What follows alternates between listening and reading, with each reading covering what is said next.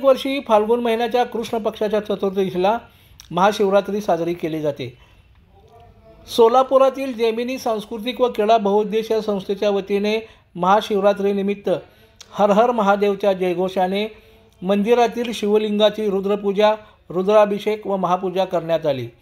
पाटील परिवार, जेनुरे परिवार, कोडगी परिवार, मल्लुरे परिवार, बोगा परिवार यांच्यासह इतर परिवाराने महापूजा केली।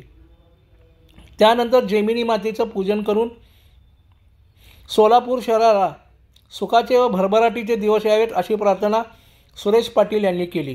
या प्रसंगी या भागातील नागरिक मोठ्या संख्येने सहभागी झाले होते।